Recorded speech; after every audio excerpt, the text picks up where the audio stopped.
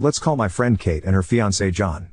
I met Kate during my sophomore year of high school through mutual acquaintances. We became very close, so naturally I was devastated when she moved several states away after graduating.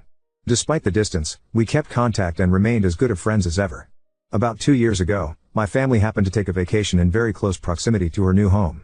So, we excitedly planned to meet. It felt amazing to see her again. We both dashed out of our cars and hugged and squealed like stereotypical best friends. We hung out all evening and caught up with one another in person.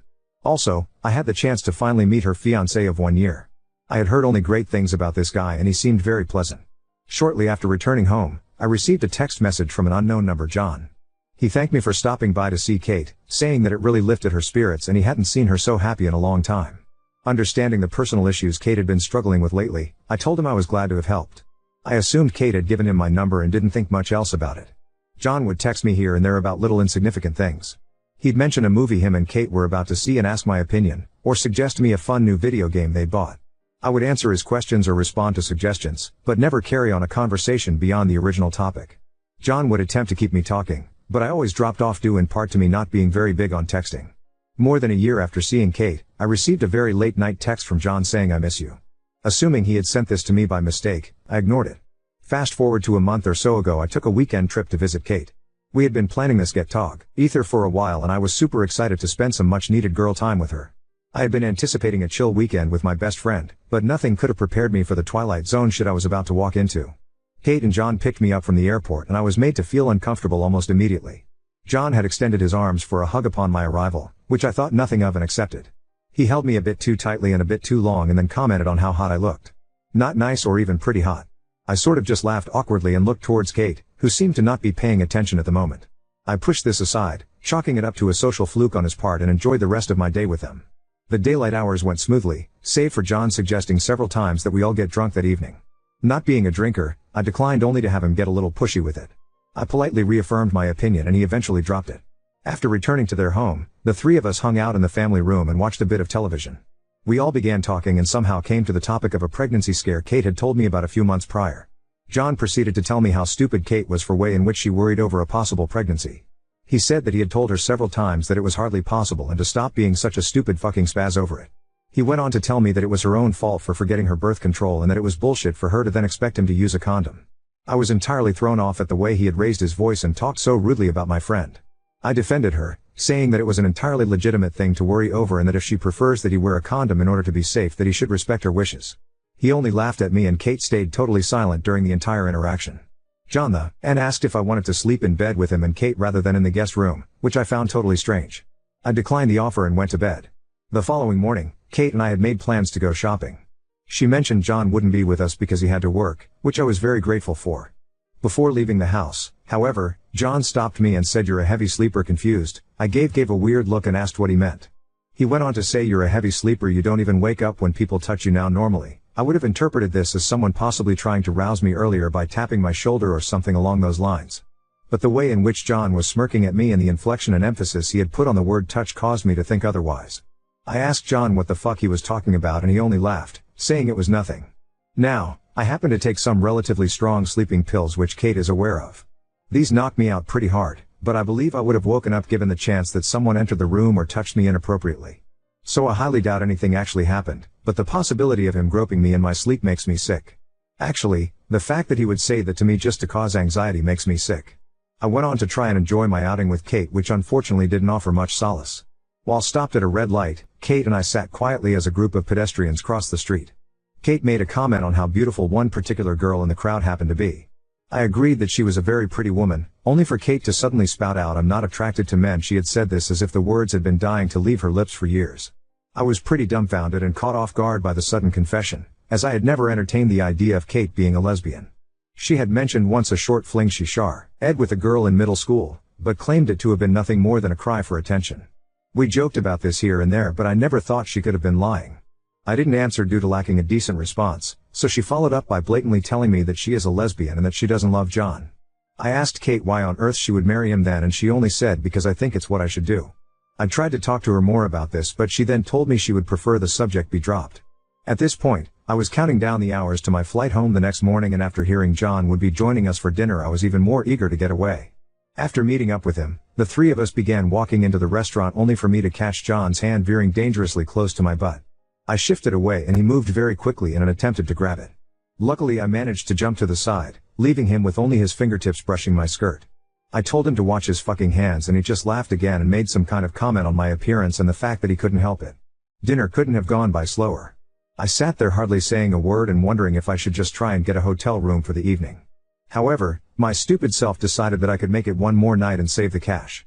I told Kate that I was very tired the moment we got back to her place, but she insisted that I watch our favorite movie together before I have to go home. Unable to say no, the two of us head up to her room. Her roommate's bedroom is on the bottom floor next to the family room, so the television would have woken them up. About an hour into the movie, John comes in and asks to watch with us. Kate tells him of course, and hardly 10 minutes passes before he's attempting to convince Kate and I to kiss. I say no repeatedly and just keep looking at the screen. Kate isn't saying a damn word about it and John actually starts pleading with us to just kiss really quick, so I tell him to shut up and that he's ruining the movie. A couple more minutes of silence pass by until John outright asks if I'd like to sleep with him. The way that he went about asking was as if he had deluded himself into thinking he was fucking irresistible to me. I told him no and pointed out the fact that Kate was sitting right next to me. I looked at her, expecting some kind of response, but it was obvious that she'd totally spaced out at this point. John informed me that Kate was fine with sharing him. He continued to badger me and insisted that I show him some appreciation for allowing me to stay in his home. I looked at Kate and asked her, how the fuck are you okay with this? She looked as if she was unable to hear me staring straight ahead with dull eyes. I got up to leave, only for John to attempt to block the door. Mind you, I'm a 5-foot-tall 100-pound girl being physically blocked by a very large man. I tell John firmly to move, only for him to once again say that I owe him. I took my chances and shouldered my way past him. Luckily, he didn't do much but attempt to grab me as I exited the room. I gathered my things quickly and got the hotel room. Kate never even acknowledged what happened. I think she may be suffering from either John's abuse or some kind of mental disorder, which makes me feel bad for being angry with her. But I'm very angry that she sat by and did nothing while her fiancé was so aggressive with me. Kate is aware that I was sexually assaulted in the recent past and therefore am sensitive to such pushy advances. I talk to Kate very sparsely and she doesn't seem to understand why. By coincidence, I happen to have accepted a role in an internship program close to the city she lives in. Within a month, I will be living in very close proximity to both her and John, and I need to figure out what to do. I want to help my friend. I'm afraid that she is experiencing abuse, living a lie by pretending to be heterosexual, and may possibly be suffering from some kind of mental illness. I have never been in a situation like this and I'm at a complete loss. I don't want to see Kate after I move because that in turn means I'll see John. Any advice as to how I can help her and try to diffuse this situation would be massively helpful. Edit. Oh my gosh, I just woke up and I had no expectations of this post blowing up so much. Thank you from the bottom of my heart for all of the advice and support. Seriously, you guys have no idea how much it means to me. I've decided to talk to Kate. I'm nervous as hell because I have no clue how she'll react, but I need to reach out to her. She has been there for me during trying times in my life. I want to be there for her. I know for a fact that John works tonight and Kate will accompany him sometimes and just sort of sit there and be idle all evening. I should have recognized this as weird earlier, but I don't know if she's going tonight. I asked if she'd like to Skype this evening and she responded with, "Why do you want to talk to me all of a sudden?" I told her I'd just like to catch up and apologized for being so busy as of late. Haven't received an answer just yet, but I'll try my best to update tonight if we get the chance to talk. Once again, thank you everyone. I'll try to respond to as many comments as possible. I'm not receiving any good advice from those close to me, so this is insanely beneficial. Edit 2, Skyping with Kate tonight. She agreed a lot more excitedly than I had anticipated judging by her preceding texts. We chatted for just a little bit afterward and oddly she brought up the fact that she had recently watched Rush and commented on how hot Chris Hemsworth is. I was a bit thrown off for obvious reasons, given that she had not only confessed to being lesbian but verbatim told me she's not attracted to men. Maybe I'm reading too far into it, so I just agreed that yes, Chris Hemsworth is indeed gifted and told her I couldn't wait to talk tonight. I'm still very nervous. Update 1. I received an invitation to Kate and John's wedding today. It reminded me of this whole thing and more importantly the fact that I never really thanked everyone for all your supportive comments and advice. Thank you very, very much. Plenty of people have been asking for an update, but honestly I became so busy with prepping to move that Reddit was not on my list of priorities. So, on to the update. I went through with the Skype chat as planned. Luckily, I had successfully caught Kay alone. We small talked for hardly a minute because my nerves were buzzing and I wanted to get this over with. I jumped right to it and explained to her why I'd been distancing myself, that John's behavior was seriously concerning. I listed to her the exact events that had made me feel uncomfortable both for her safety and mine. She listened in dead silence, as I'm certain this had not been her expectation for our chat. After I'd finished, I asked why she would want to spend her life with this man, especially since she'd confided in me her sexual orientation. Kate broke down pretty quickly, and to sum it up, she's been in love with me since high school. I can't put into proper words how I feel about this part. Yes, as some of you had suggested, Kate and John had been trying to set up a threesome the entire weekend I was there. I asked her whose idea it had been and she said it was hers, but that John was incredibly excited at the suggestion. She admitted to having planned the entire thing out with John before even inviting me to visit. She said they planned to see if the intimacy would come naturally and then try and initiate if that were not the case. I asked her why she was okay with John acting so coercive, and she said he'd promised to make it happen no matter what after I hadn't caught the hint the past 2 nights. She said she felt desperate to be with me intimately and would do anything for that to happen. I asked her even if it meant having to force me, and she said maybe so, but I would enjoy it eventually.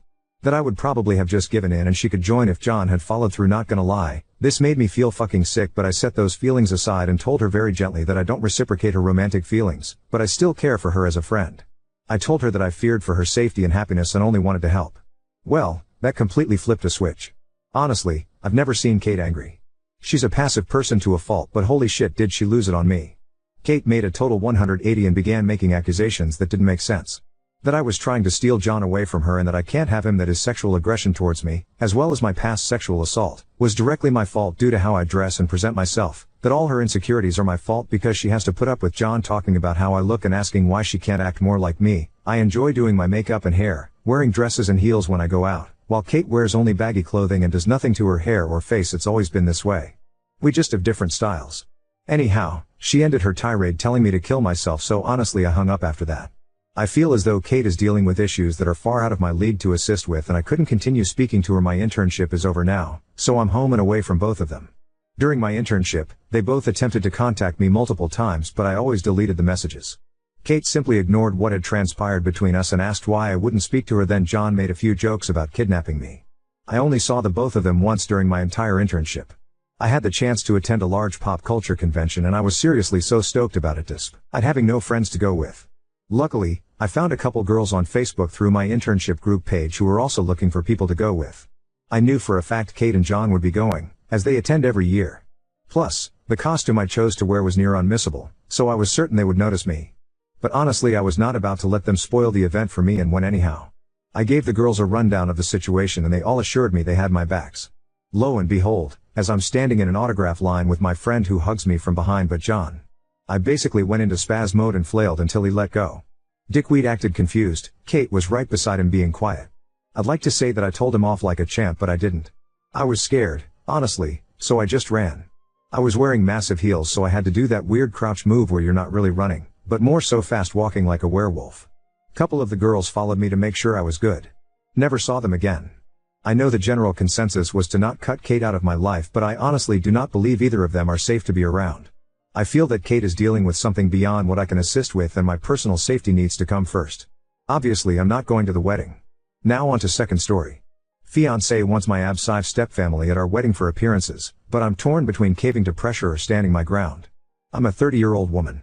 I have been with my fiancée Sarah for the last 5 years. We are the same age and we met at grad school. When I was 13 my loving dad passed away. He left a decent amount of money for us. My mom within 6 months got engaged to a guy named Bob. Bob had a daughter around my age. My mom married Bob within a year of my dad's passing. Bob really hated me from the start and didn't even try to hide it. He was saying stuff like how my mom should have sent me to a boarding school, how if it wasn't because of my dad's inheritance he wouldn't have me in his house, or I'm a bulldyke because I was in our school sport team and very athletic. He multiple times told my mom he doesn't feel safe when his daughter is around me. I wasn't even yet. Used this as a reason to exclude me pretty much from everything. My mom on the other hand was going above and beyond to prove to Bob that she is the new mom for Bob's little princess. They ended up having 3 more kids. Basically I was a roommate who did babysitting for my mom and her new family. I never had a birthday party or a special day. My dad's sister was amazing to me. I was at their place all the time. She and her family had birthday celebrations for me and my mom was making excuses not show up, and of course rest of them never showed up. I was really my aunt and uncle's daughter. They were amazing to me. When I left for university I contacted my mom a few times but she was always busy, so I just gave up. Here is the issue. Sarah, my fiancée, come from a very family-oriented background. Family is everything to her. Her family asked about mine. I said my dad passed away and my mom is busy with her family and lives across the country. She lives 1 hour drive from us, but this is what Sarah told them, so I just didn't correct them. I didn't entirely lie technically. Sarah asked me to invite my family to our wedding. I told her no. She said it's very embarrassing not having only my aunt and her family on my side. I reluctantly invited my mom.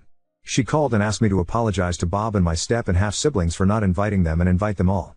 I told her no. She said I'm being ungrateful and Bob was a father figure to me. I had a big argument with my mom over this. My mom now says the only way she comes is if I invite Bob, his daughter and their kids. Sarah is now pushing me to invite them all because she doesn't want to feel embarrassed in front of her family. These people never even gave me card or said happy birthday to me, so I see no reason to celebrate my big day with them. I on the other hand don't want to let my fiancé down. I just don't know what to do. Should I swallow my ego and invite my family so my fiancé be happy? I suggested eloping, but Sarah is a firm no. Ada to ruining my fiancé's day by not fulfilling her wish? Update 1.